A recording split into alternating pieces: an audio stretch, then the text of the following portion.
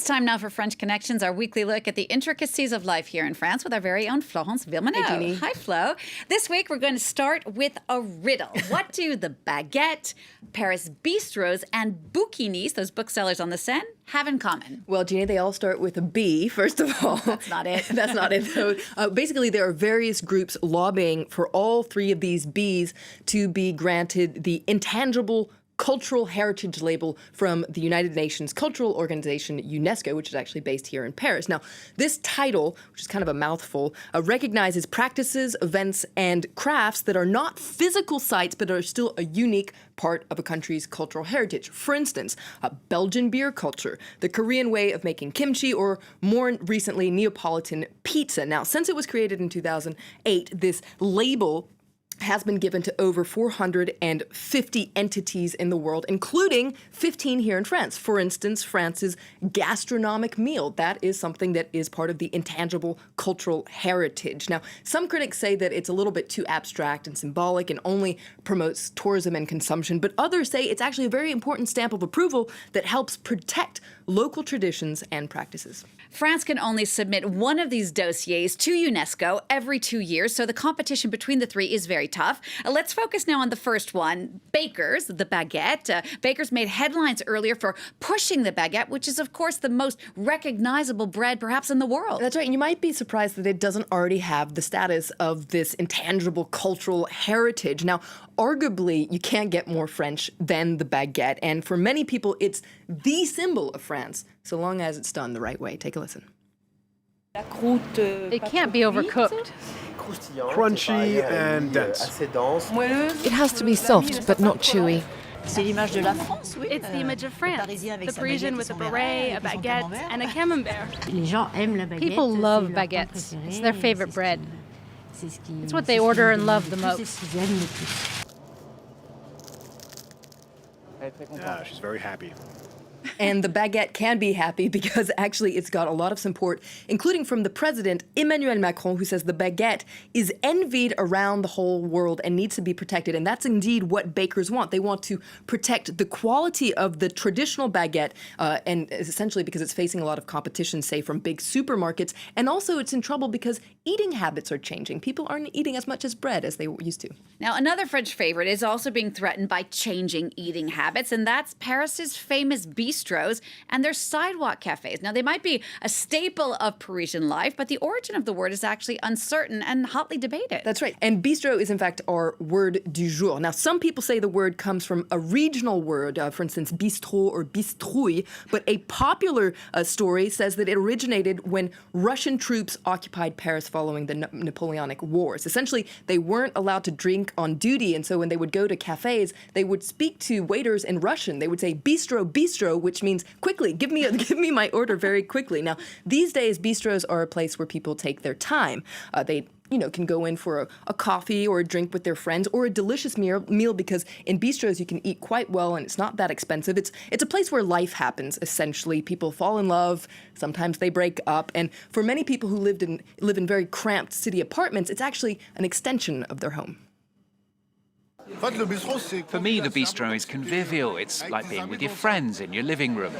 It's a place you can meet people. You can talk to your neighbor about wine, the weather, whatever. Communicate. We talk about the world. That's it.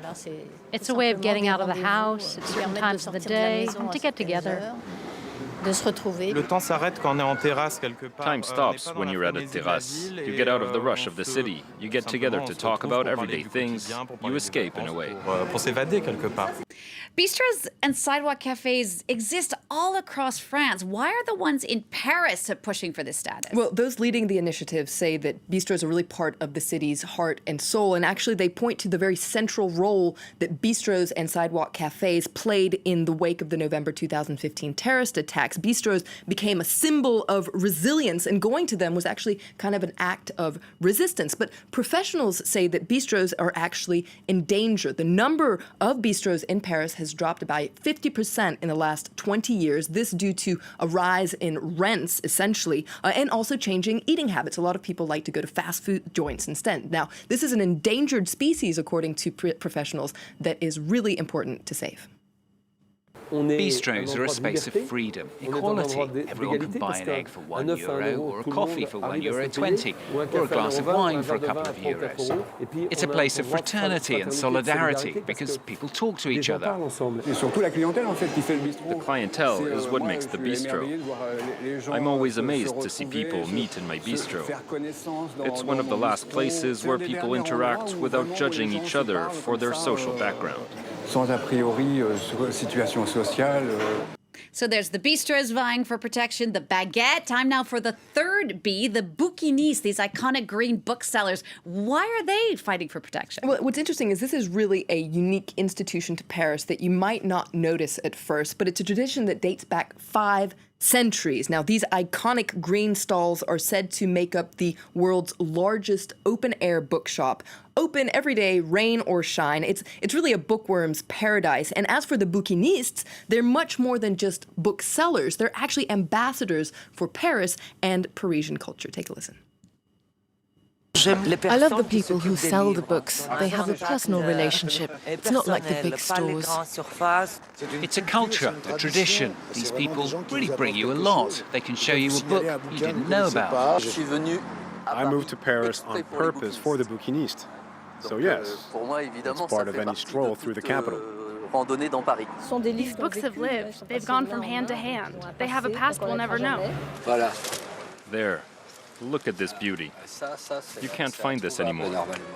Though they're treasured by many, business is actually quite tough for these bouquinistes because of the rise of internet and the fact that people read on screens. In fact, collecting books isn't as popular as it used to be, and so these days, many of them have to actually sell souvenirs to tourists to make ends meet. Now, they hope that this potential recognition by UNESCO will help save their trade and actually, give them a little bit of a boost in the minds of tourists, but also local Parisians. Now, if you want to find out more about these bouquinistes, I recommend an article on our very own France 24 website by Tracy McNichol from our internet desk. It's a fascinating article. I definitely recommend reading it. Florence Villeminot, thank you so much for that look at those 3 Bs vying for UNESCO status. Wishing them luck, all 3 of them.